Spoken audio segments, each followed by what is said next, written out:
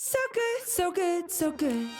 Ready to rack to school and save big? Get to your Nordstrom Rack store today for thousands of deals from just $20. Because I want to look fresh. How did I not know Rack has Adidas? I got a new backpack. Score everyone's favorite denim, sneakers, boots, and activewear from Nike, Levi's, Steve Madden, Madewell, and Free People. Great brands, great prices. Everyone's got a reason to rack. Shop Nordstrom Rack and make it the best school year ever. This Friday, Jamie Lee Curtis and Lindsay Lohan are back to switch things up in Disney's Freakier Friday. OMG, yes. It's an absolute riot, Woo! and the only movie that can be described as So much weirder than the last time. What last time? it's the frequel You ready? we've been waiting for. That absolutely slays. What deeply out of touch old person came up with that? You did. Wow. Don't miss the comedy event of the summer for all ages. Disney's Freakier Friday, in theaters this Friday. Get tickets now. Rated PG. Parental guidance suggested. This episode is brought to you by the world's first reposado from Tequila Herradura. Made with slow-cooked, hand-harvested agave sealed into oak barrels and aged 11 months. Before being enjoyed in your glass. Experience the world's first reposado. Tequila Herradura. Please drink responsibly. Responsibility.org. Tequila Herradura. 40% alcohol by volume. Imported by Brown-Forman, Louisville, Kentucky. Herradura is a registered trademark. Copyright 2025 Brown-Forman Corporation. Pie in the Sky Media. This series contains adult language and descriptions of graphic violence throughout. Listener discretion is advised.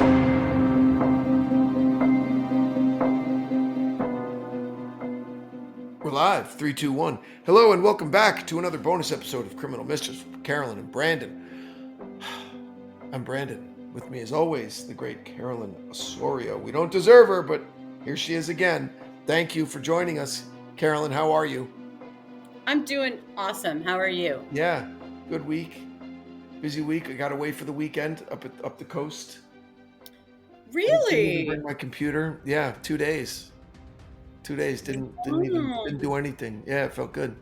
So what did you do? Just chill? Like what does that look like for Yeah, you? I read a lot. It was a friend's birthday weekend. They rented a big house and had like 4 couples up there, and it's a nice group, and we just had a good time. We just sat on the beach and we, watched movies, and we went to dinner, and I cooked and they cooked and I read and slept a lot. It was great.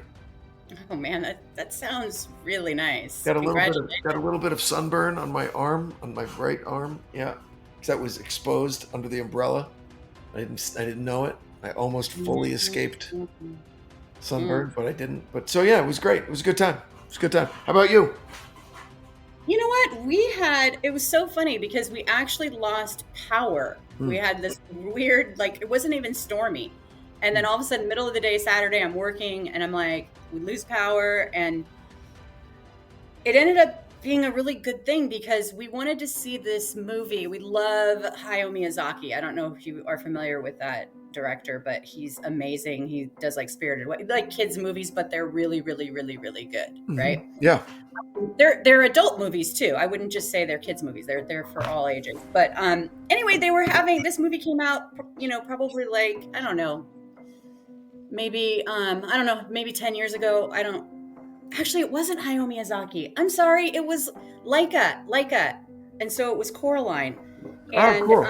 Yeah, that's out right now. My daughter went to see that because it's a kids movie. It's a kids movie, but it is such a classic. It's one that we've watched over and over and over and over again. But it's been so long since what? Nothing. I'm just kidding. What? Nothing. It's great. Yeah, it's What's great. wrong with kids movies? What? It's a great kids movie. Hey, listen, I will sit down. I will watch Tangled every single time it's on. It's the greatest Disney movie of all time. I love that. I don't want in your hair. I want out of your hair. Literally. Literally. So great. Okay. Yeah. Okay. You're a kid's dad. All right. No, it's a great movie. Anyway, it ended up being great because we probably wouldn't have seen it if the power was out, and it was just a great time. So it was good. So good. Terrific. All good. All right. Well, listen, I want to get into this because there's been something in the news lately about this case also, correct? No. Yes, which is why I wanted to That revisit it. he might get another trial, or he's pushing for a new trial? Is that what's in Yes. the news? Uh-huh. Okay. We'll have to wait for part 2, but Yeah, well, interesting, because for as much of the zeitgeist this case captured, however long, almost 15 years ago, I knew very, very little about it. And like very 20 little years about ago, over 20 years ago, yeah. it. Was 2011, I thought. When was it? 2002. Oh, two. Gotcha. Okay. 2002. Wow. Yeah. So Yeah. man, and my what just kept going through my head is, man, what a dipshit this guy was. Like, and where I went back even farther into a different episode that I've referenced several times since I heard it, is that whack job up in the Pacific Northwest who spent years like digging out a shelter and provisioning it, and like little by little. And then this guy, Scott Peterson, like 2 months ago, I'm going to get a fishing license. I'm going to buy one lure the day of and say, oh, I changed my mind. I'm not going golfing. I'm going to go fishing. Right. Like, it just happened like way too quick. And he left too much of like a neon sign as to, here's how I've changed my patterns. So this is why you should look at me. I mean, it's almost his personality type. It's hard to wrap your head around what he was up to.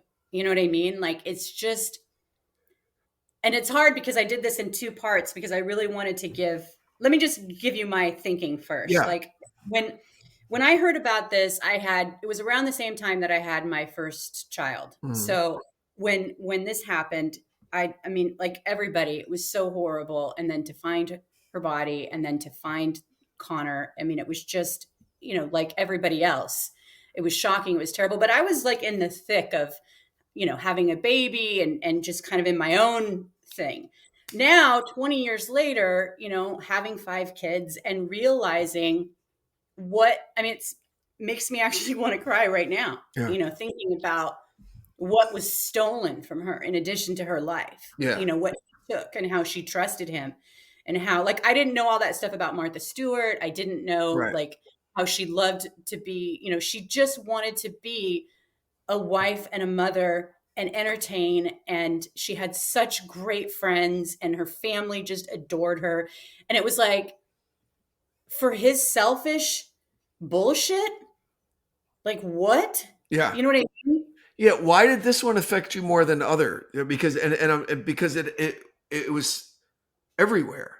Like, this case captured the public's attention in a way that a lot don't. And you kind of hinted a little bit in your narration, like, I mean, I'm connecting dots that maybe don't exist, but to use like a woke phrase of the day, like white privilege. She was a really pretty white girl with a great picture. Everyone went, oh my God, I can't believe this. And she was 8.5 months pregnant. And it just took on a life of its own in a way that a lot of other similar cases, not to be harsh, but no one gives as much of a shit as they did about this. Yeah, I mean, I think it was the perfect storm, and you're absolutely right. I think that everybody right away, first it was the first couple of days of like, she's a beautiful young woman. She's, it's Christmas Eve. It's like cold outside, all of those things, vulnerable, being pregnant, almost due. I mean, it paints a stark picture. Yeah. We know that she wouldn't have just walked away from her life. And then you see her husband, this good looking guy, he's in the background, people, it's like a fairy tale story. And I think that that's kind of how it was portrayed, and people really bought into that, and they do buy into it. Like you said, middle class family, and they're getting tons of attention, and it's totally unfair when you look at other people who go missing, like the girls that went missing in our last week, where the little girl goes missing. She's 12 years old, and, they're not even doing anything really at first. Right. And it was her family and friends that really mobilized, and they put together like a war room at that hotel and a call center, and they're doing all the flyers and everything. It reminded me of the Fincher movie of Gone Girl a little bit. How it became such a media kind of focused situation where everybody was, and for the family to be defending the husband at first, that was also really strange, because the cops, they had him in their sights right from Jump Street. They were like, okay, come talk to us, buddy. Well, see, they didn't know Scott like the family did. That was the thing about Scott, is that they wouldn't have been on his side if he wouldn't have put this if he wouldn't have been good to their daughter. You know what I mean? Like, they would not have stood by him if they thought, that mother loved her daughter. If she was hook, line, and sinker with Scott, and really, you could tell that it was genuine. And I think that slowly she started thinking, I think she said she did a pro and a con list, and so many cons overtook the pro. And that's when she realized, because she didn't want to believe that he did this. Yeah. She didn't want, oh man. So his thing was, I'm just basically his story was that he just got up early and went fishing. Yeah. And drove 90 minutes to the harbor, put his boat in, fished for 90 minutes, got the boat out of the water, and drove back. Yeah. Or was his boat was stored in a facility near the water, right? He didn't have a trailer. The facility. No, he did have a trailer. The boat was in a facility in his warehouse, his kind of shop where he had a bunch of fertilizer, and he had, a computer, and he had his boat, and, and it was basically his little man cave / business, situation. And so the boat was there, but nobody knew that he had a boat.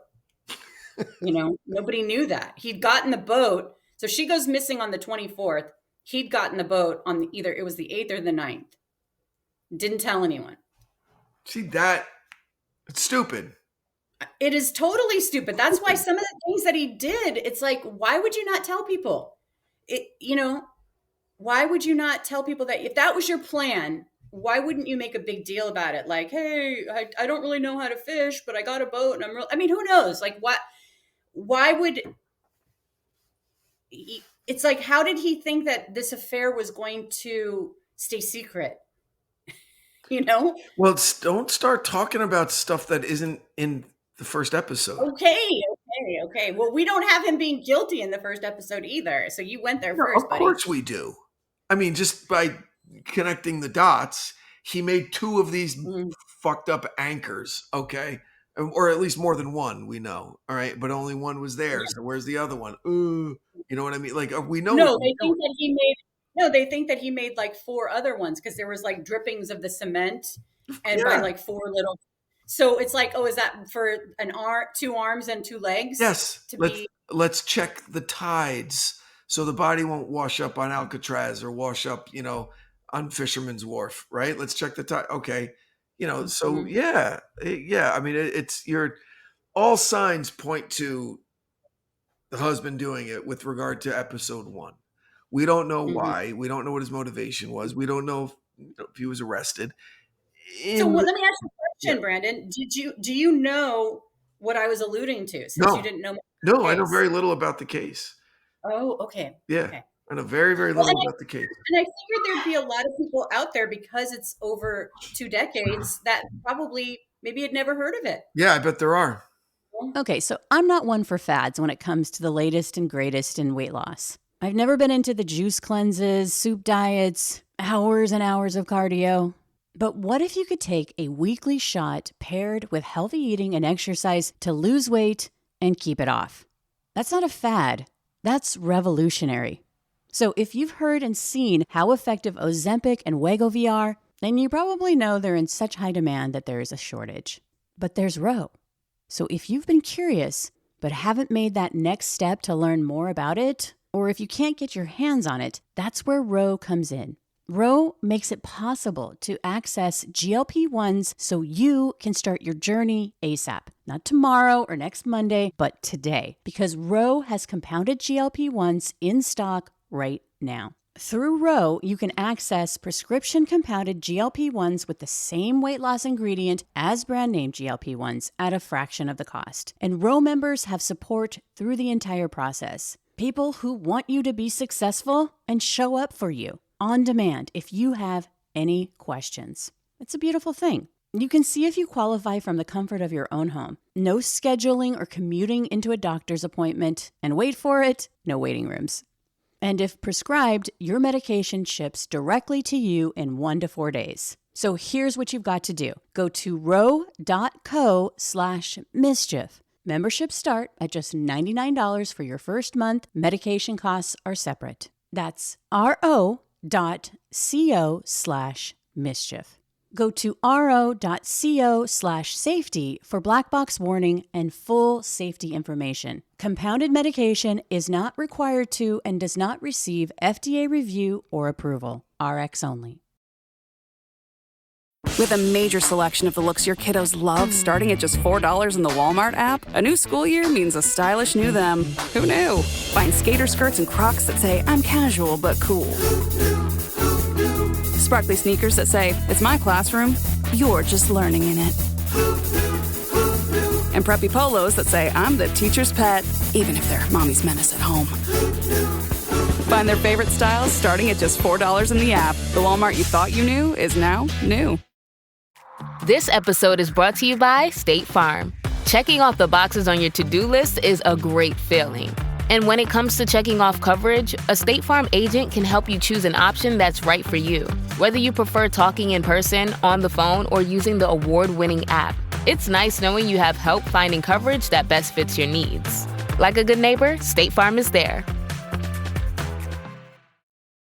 Close your eyes, exhale, feel your body relax, and let go of whatever you're carrying today.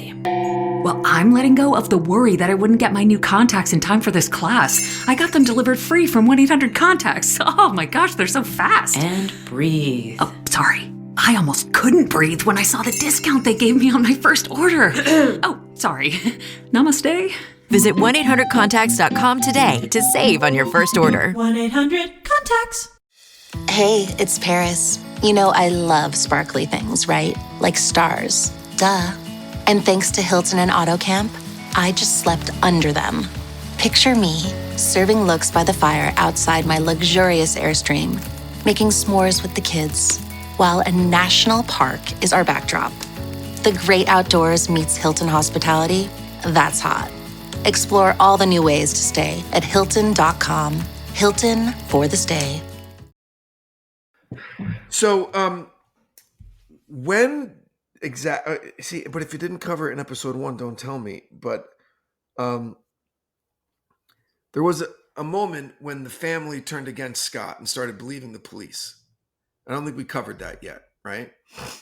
That's not going to come until the surprise comes, the tease that I alluded to. Yes. Okay. So we'll realize that in episode 2. But no, I enjoyed a lot of the background that, like, I didn't know that she's like, yo, you're cute. Here's my number. Call me. You know, he was a waiter and she was at the restaurant. Like that's interesting. You know, she was 19, right? He was 21 when they met. And it was a nice courtship. They dated 5 years before they got married. Like that's all really normal stuff. It didn't happen quick. Like they got to know each other. They dated a really long time before they got married. And then it was hard for them to get pregnant. Like it's a really sweet story. And that's why it captured the attention that it did, because of all those things. Yeah.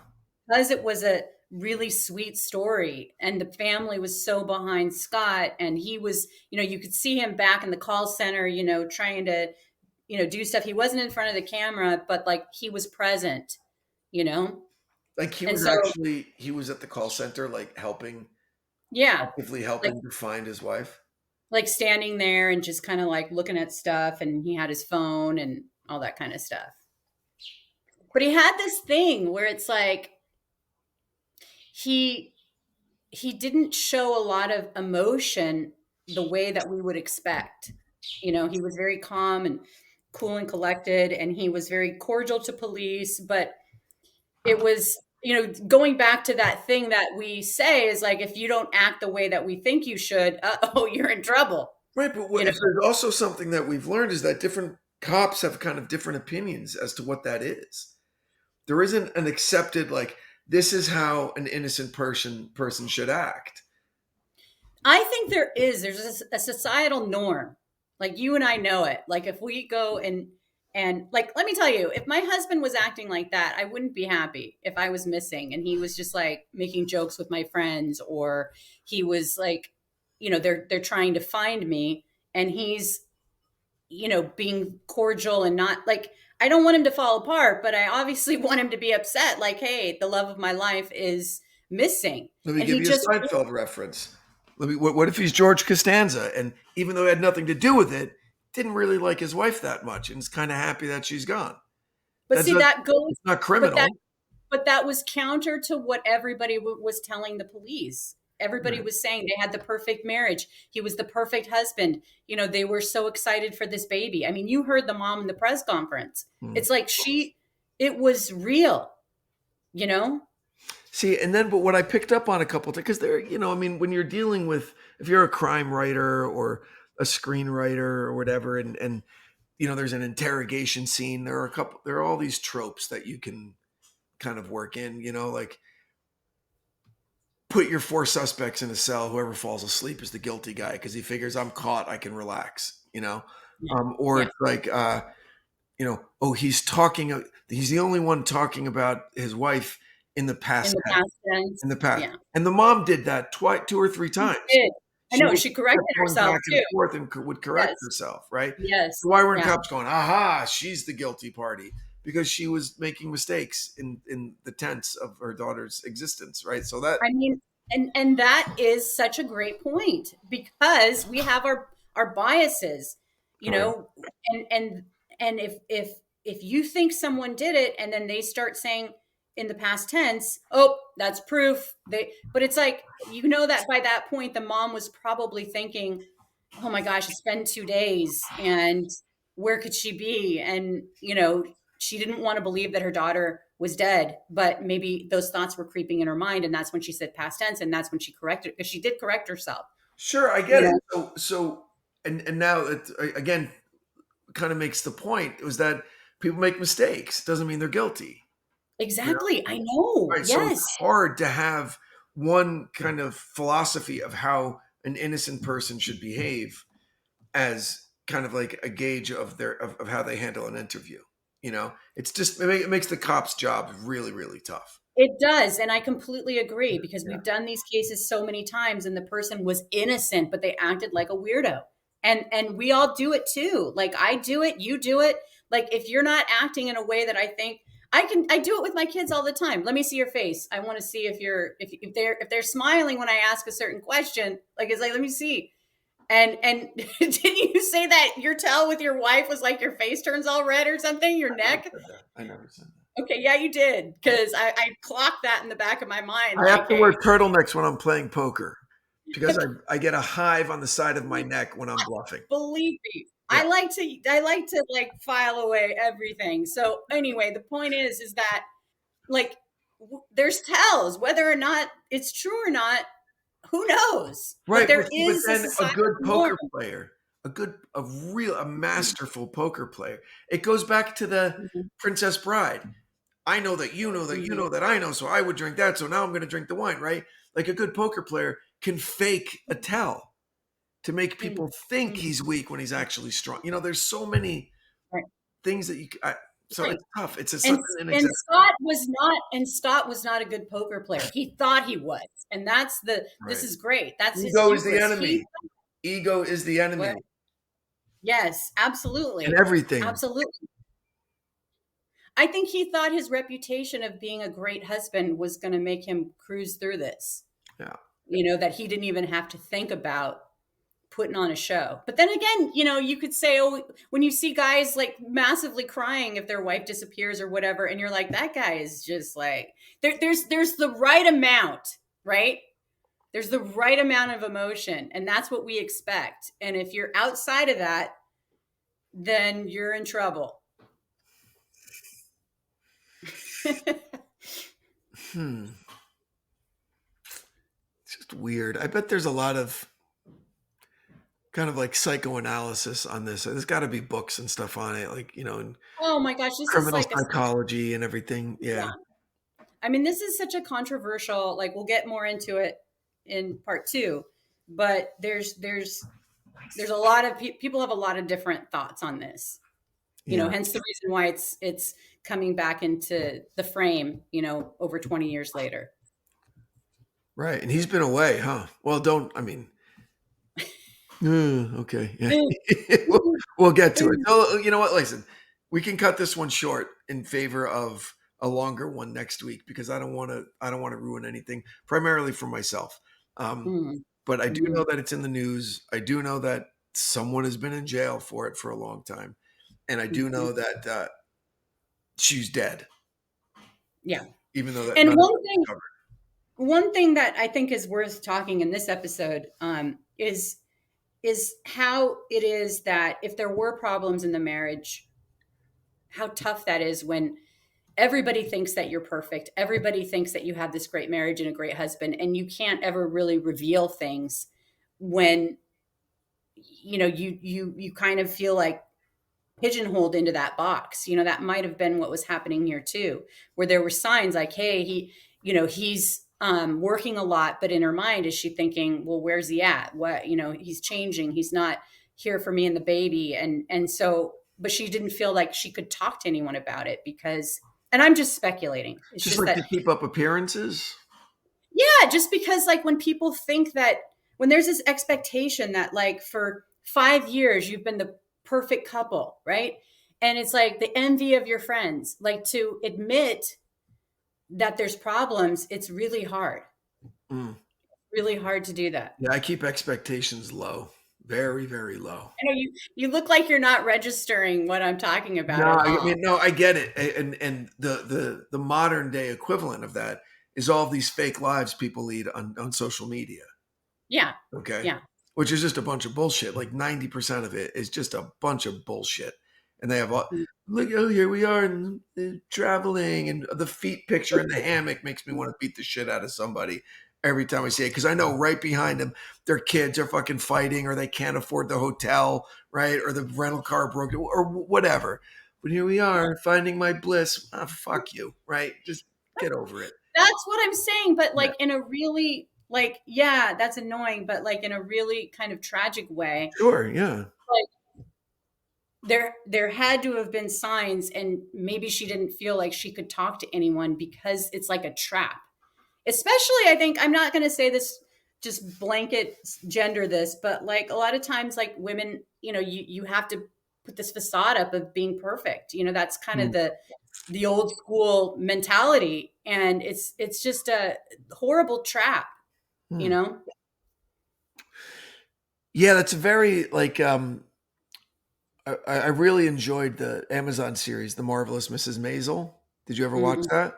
I didn't watch the whole thing, but definitely. It was really interesting. It was through the comedic lens, but it showed a really stark reality of the role of a married woman in the 1950s. Yeah. Right. Gets up early before her husband, and and takes off her cold cream and whatever, and does her hair, and then lays back down with makeup on. So when her husband wakes up, she'll look presentable, and cooking and raising the kids, and the kids are to be seen and not heard, like all of that, So, I mean, I think that there's still a lot of that going on. Not in my house. Tell my wife that then. Let her know. Because that does not happen in my house. A little bit more of that would be nice, okay? I'm just saying that there is a lot of that goes on, and she wanted, Martha Stewart was her favorite. Okay. So if it was self-imposed, that's a different thing. Yeah. If she was trying to keep up this facade of the perfect wife and the perfect family, and then sure. I don't think that, I don't think, and that's what made me emotional, not just because she was middle class and white and all of that stuff or whatever. It was just the idea that it doesn't, a lot of women want that. A lot of women, work really hard to get pregnant, and maybe they don't ever get pregnant, or she wanted this baby and she got it. And it's like, I just felt, no matter who the story is, we have to get to part 2. Yep. Okay. So let's get to part 2. Well, listen, Hope everybody liked part 1 as much as I do. It's that we're pining away for part 2. If you did, go review us and rate us on Apple. Share with your friends. We would really appreciate it. And consider supporting the great companies that support the show. Because without them, we couldn't do it. So, Carolyn, loved the episode. It's a fresh look at a 20-year-old case that I really knew nothing about. So I hope our audience was as ignorant to the facts as I was, because I really enjoyed it. So great job. Looking forward to next week. Anything you'd like to add? Nope. We'll see you next week. All right. Until then, stay safe out there, everybody. Thank you. Bye-bye. From Cloud 10, Criminal Mischief is a pie-in-the-sky production recorded in the beautiful Pacific Northwest. We're produced by Brandon Morgan and myself. Music by Soundstripe. I'm Carolyn Osorio, your writer and host.